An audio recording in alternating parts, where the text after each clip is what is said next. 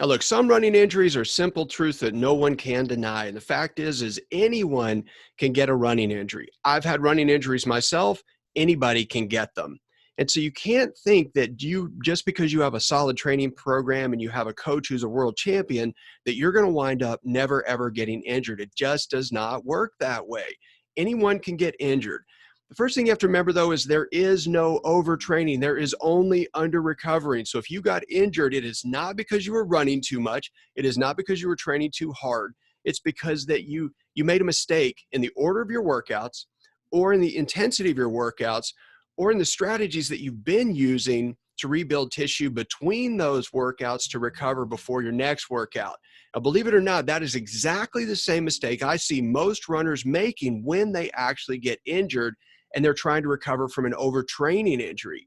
And what I mean by that is that, you get an injury and you go through all this stuff, you sit still, you lose your fitness, and then you think you're healing from that injury. And there are kind of two groups of people I see that go through this, and they do different things. First, there are those who kind of beat themselves up for doing what they think of as the wrong thing, and they know they made a mistake. Now, these are people who are usually very experienced athletes. They're very experienced runners, and many times they're very, very driven people, kind of the Navy SEALs kind of group, you can tough it up, you can do anything, suck it up, get moving, keep moving, don't complain, that group.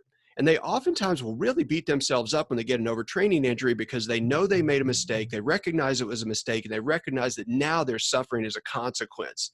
The second group are those that are basically just afraid and immobilized by uncertainty. And I see this actually more than anything else, that these runners get injured and they don't really know what to do. They're not really sure if it's okay to take off the boot. They're not really sure if they should start moving their foot up and down yet. They're not really sure if they should go for a walk or try to go for a run or run for a minute or walk for a minute or any of these things. They're confused.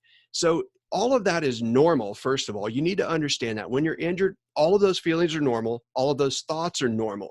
They're poisonous to you, but they're completely normal. Now you got to do something about that.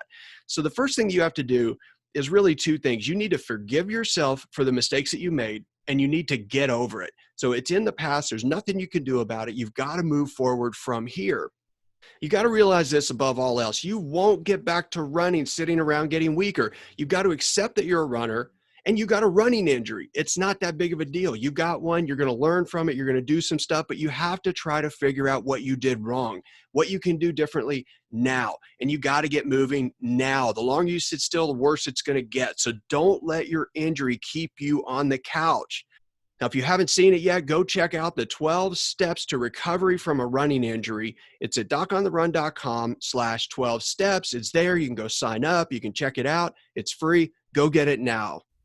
Doc on the Run. We help injured runners run.